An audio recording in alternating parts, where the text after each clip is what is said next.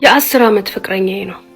በእነዚህ 10 ዓመታት ውስጥ ሁሉንም ዓመቶች በሚባል ደረጃ መጋባት አለብን እንጋባ እያልኩኝ ስጨቀጭቀው ኖሬያለሁ። 10ሩንም ዓመታት የንጋባ ጥያቄን ሳቀርብለት በተመሳሳይ ሁኔታና በተመሳሳይ መንገድ ነው። ከዚህ በኋላ ጊዜ ማባከን አልፈልግም። ምንጋባ ከሆነ እንጋባ፣ ካልሆነ እዚህ ጋር ይብቃን እላለሁ። ነገር ግን እሱም ሆነ እኔ ችዬ ከሳምንት በላይ ተዘጋግተን ተራርቀን ተለያይተን አናውቅም። ተጣልተን እንለያያለን። ከ3 ቀን በኋላ ግን ዘግቼው መቆየት አልችልም። ሲደውልልኝ አነሳዋለሁ። ካላነሳው ያለሁበት ድረስ ፈልጎ መጥቶ ልክ ሳየው ሁሉን ነገር ረስቼ ልፍስፍስ ብዬ እስሩ እገኛለሁ።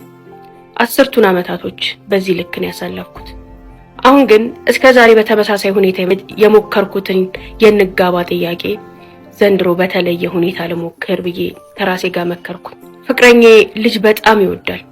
ከሰርጉ ቀን ከጋብቻው ቀን በላይ የሚናፍቀው ልጅ የምወልድበትን ቀን ነው ይላል። እኔ ልጅ ወልጄ አይኔም ባይኔ ካየው አላቅም ምን እንደምል፣ ብቻ ያቺ ቀን በጣም ትናፍቀኛለች ይላል። ልጅ በጣም ይፈልጋል፣ በጣም ይወዳል። እናም በዛ መንገድ ልሞክር ብዬ ከራሴ ጋር መከርኩኝ። እርጉዝ ከሆንኩኝ የልጅ ፍቅሩ ለኔ ያለው ፍቅርና ልጅ የማግኘት ጉጉት ሁሉን ነገር አስትቶ ያገባኛል ብዬ በማሰብ የጅል ውሳኔ ወሰንኩኝ። ይህን ውሳኔ ስወስን አላማዬ እሱን በልጅ አስሮ ማግባትና ወደ መፈልገው ትዳር መጠቃለል ብቻ ነበር። ማርገዜን ባይወደውና ባይስማማ በህይወቴ ላይ ምን አይነት ከባድ ነገሮችን ሊያመጣብኝ እንደሚችልና ውስብስብ የሆነ ማቅ ውስጥ ሊከትብኝ እንደሚችል ለደቂቃ እንኳን አላሰብኩም። ምክንያቱም እሱ ለኔ ያለው ፍቅር ትዳር ውስጥ ለመግባት የሚያቀርባቸውን ጥቃቅንና ተልካሻ ምክንያቶቹን ወደ ጎን አስደርጎ ወደ ጋብቻ ያመጣዋል ብዬ እርግጠኛ ነበርኩኝ። የመጨረሻው አንቨርሰሪያችን ላይ ያንን ወስኜ ነበር ፕሮግራማችን ላይ የተገኘሁት። እሱ ግን እንደተለመደው ውድ ስጦታዎችንና ውድ ሆቴል መርጦ እራት ውጪ ጋበዘኝ። ያዘጋጀልኝንም ስጦታ ሰጠኝ። ምንም ደስተኛ አልነበርኩም። እኔን ከዚህ በኋላ ደስተኛ የሚያደርገኝ ነገር ቢኖር የሱ ገንዘብ፣ ስጦታም፣ ውዴታውም እንክብካቤውም አይደለም። እኔን ከዚህ በኋላ የሚያስደስተኝ ትዳርና ትዳር ውስጥ ብቻ መግባት ነው። እኔ ከሱ ጋር በፍቅረኝነት ወደዚህ ወደዛ በምልበት እድሜ ታናናሾቼ አግብተው ወልደዋል። አጠገቤ የነበሩ የሥራ ባልደረቦቼ እዛው ከኔው አጠገብ ፍቅረኛ ይዘው አውርተው ተገባብዘው ጨርሰው ወደ ትዳር ገብተዋል። ብዙዎቹን ሸኝቼ ብዙዎቹን ኩዬ ድሬ ብቻዬን ቀርቻለሁ። ከዛም በላይ በእኔ ህይወት ውስጥ ዘው ይሉ የነበሩ ወንዶች ዛሬ አንድም ሰው ካጠገቤ የሌለ እስኪመስል ድረስ እኔን ለፍቅርም ለትዳርም የሚጠይቀኝ ወንድ ዝር ማለቱን ካቆመ ከ2 ዓመታት በላይ ሆኗል። የምሰራው የወንዶች ቡቲክ ውስጥ ነው። በስራ አማካኝነት በጣም ብዙ ወንዶችን አገኛለሁ። ከነዛ ከማገኛቸው ወንዶች አብዛኞቹ ለፍቅርም ለትዳርም ጠይቀውኝ ያውቃሉ። እነዚህን ሁሉ ዓመታት ግን ፍቅረኛ አለኝ ስል ለ10 ዓመታት እሱን ስጠብቅ ኖሬያለሁ። ሀውለት አሁን ላይ ግን ራሴን ስመለከተው ከወንድም ከሴትም ተነጥዬ ብቻዬን ቆሜያለሁ። ፈላጊዎቼ ጥጋቸውን ይዘው እዛው ቀርተዋል። ጓደኞቼም የራሳቸውን ህይወት መስርተው ወልደው ከብደዋል። ለቤቱ የመጨረሻና ትንሽዬው ልጅ ነው። ስለዚህ ታላላቆች ሳታገባ አንተ ህፃን ገና ምንም ሳትይዝ ምንም ሳትሰራ የምን ትዳር ነው እያሉ ቤተሰቦቹ ለሱ ትዳር ፈቃደኛ ሊሆኑ ስላልቻሉ ነው እስከዛሬ ቆይተን ነበር። አሁን ግን መወሰን ያለበት ትክክለኛው ሰዓት ላይ ደርሷል ብዬ አሰብኩኝ። ልቤ ያንኑ ቢለኝም አይ ለመጨረሻ ጊዜ ትያለሽ እንጂ እውነት ወስነሽ እውነት ቆርጠሽም ቢቢልሽ ከሱ ትለያለሽ እያለኝ እስኪ እሞክራለሁ ብዬ ነበር ይሄንን ጥያቄ ያቀረብኩት። አሰላሙ አለይኩም ወራህመቱላሂ ወበረካቱ። ያ ጀማ እንዴት ናችሁ? ደህና ናችሁ? አብራችሁ ስለሆናችሁ በጣም አመሰግናለሁ። ቲክቶኬን ፎሎ፣ ዩቲዩቤን ደግሞ ሰብስክራይብ በማድረግ አብራችሁን ቆዩ። እነዚህ ታሪኮች ከቲክቶክ ቀድመው ዩቲዩብ ላይ የተለቀቁ ስለሆነ ሁላችሁም ዩቲዩብ ቻናላችንን ተቀላቅላችሁ ሙሉ ታሪኮቹን ዩቲዩብ ቻናላችን ላይ ታገኛላችሁ። ይሄም ታሪክ ዩቲዩብ ላይ ስለተለቀቁ አሁን ገና ያያችሁ ያላችሁ ገብታችሁ በአማርኛም በእንግሊዘኛም ሀውለት ቲዩብ ብትሉ ቀጥታ የኔኑ ቻናል ነው የሚያመጣላችሁ። አብራችሁን ቆዩ። የኔና የፍቅረኛ የተዋወቅ ሃይስኩል ላይ ነው። የሃይስኩል ተማሪ ያለን እሱ ደግሞ ከነቤተሰቦቹ ከክፍለ ሀገር ጠቅልሎ ወደ አዲስ አበባ መጣ። አዲስ አበባም እንደመጣ አዲስ ከተማ ትምህርት ቤት እኛ ትምህርት ቤት ተመዘገበ።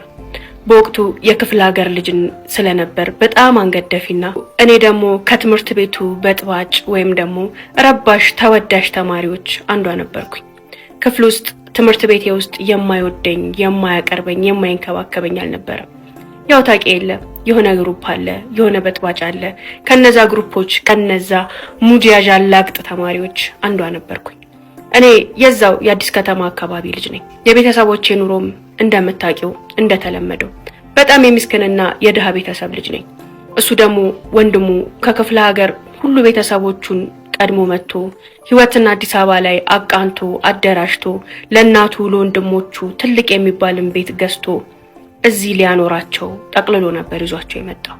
ከኔ በተሻለ የደና ቤተሰብ ልጅ በሚባል ደረጃ ላይ የነበረ ሰው ነው። ምንም የደና ቤተሰብ ልጅ ቢሆንም የገጠር ልጅ ነውና እኛ ክፍል ውስጥ ገብቶ ከአዲስ አበባው ማህበረሰብ ጋር ሲቀላቀል ሁሉም ሰው ሙድ ይዝበት፣ ያላግጥበት፣ ይስቅበት ጀመር። ለወትሮ ቀድሞ ሙዲያዥ ቀድሞ አላጋጭ እኔ የነበርኩኝ ቢሆንም እሱ ላይ ግን ያንን ማድረግ አልቻልኩም። ገና እንዳየሁት ከባድ የሆነ ሀዘኔታ ተሰማኝ። የክፍሌ ተማሪዎችና የኔ ግሩፖች ግን ሁሉም ያላግጡበትና በሱ ሙድ ይዙ ጀመር። እሱም ከዕለት ወደ ዕለት እየተሳቀቀ መቅረት እያበዛ መጣ። አማርኛውም ወደ ትውልድ ቋንቋው ይሄድ ስለነበር የሚናገረው እያንዳንዱ ቃል ክፍል ውስጥ ማላገጫና መሳቂያ ሆነ። የሆነ ጊዜ በኋላ ግን በጣም እያሳዘነኝ ስለመጣ ጓደኛ ሆንኩኝ። ከሱ አጠገብ ሄጄ ተቀመጥኩኝ። ወደኔ ያቀረብኩት ከኔ ጋር መቀራረብ፣ ማውራት፣ አብሮ መቀመጥ፣ እኔም ለሱ ፊት መስጠት ስጀምር የክፍሌ ጎረምሳ ሴቶችና ወንዶች ይከተሉኛል። ሳላግጥ አብሮኝ ያላግጣሉ፣ ሳቀርብ ደግሞ አብሮኝ ያቀርባሉ። ሁሉም የክፍላችን ልጆች አስጠጉት። በሱ ቋንቋ፣ በሱ ንግግር፣ በሱ አለማወቅ ሙድ መያዝ፣ መሳቅ ተትቶ የኛ ጓደኛ ሆኖ ቁጭ አለ። እሱም በጣም ፈጣን ነበር። ከተማ ከመጣ በኋላ ቋንቋውን ለመልመድ፣ ማህበረሰቡን ለመላመድ ከኛ ጋርም አብሮኛ እንደምን ሆኖ ለመሆን ብዙ ጊዜ አልፈጀበትም ነበር። ቅልጥፍ ብሎ አንዱ ግሩፕ አካል ሆኖ ቁጭ አለ። ሀውለት ሃይስኩል ትምህርታችንን ሳንለያይ አብረን ሆነን ጨረስን። ከሃይስኩል እንደጨረስን እሱ ወደ ወንድሙ ቢዝነስ ስራ ገባ። እኔ ደግሞ ፒያሳ አካባቢ ላይ አንድ የወንዶች ቡቲክ ላይ ተቀጥሬ መስራት ጀመርኩኝ። የፍቅር ግንኙነታችን የጀመረው ያኔ ነበር። ከዛ ጊዜ በኋላ ተለያይተን አናውቅም። ትንሽ እንኳን ስንራራቅ አንተማመንም። በጣም ነው የምንዋደደው፣ በጣም ነው የምንፋቀረው። እኔ የማውቀው ያንን ነው። አብሶ እኔ ያለሱ ሰው ያለ እስከማይመስለኝ ድረስ ሌላ መቅረብ እስከማልችል ድረስ ነበር የምወደው።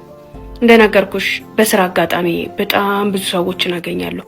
የዛን ያህል ቆንጆ ባልሆንም በቂ ውበትና በቂ ኮንፊደንስ አለኝ። አቋሜም የሚያምር ነው።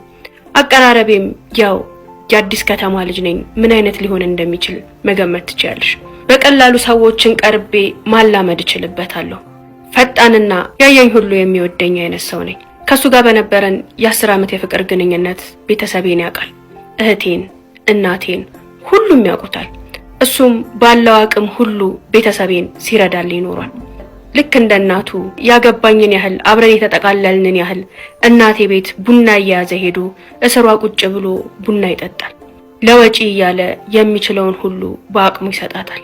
ለኔም ለእናትሽ እንዲያርጊ እንደዛ አድርጊ እያለ ከደሞዜ በላይ ቤተሰቤንም የማስተዳድረው ራሴም የምተዳደረው እሱ በሚሰጠኝ ገንዘብ ነው።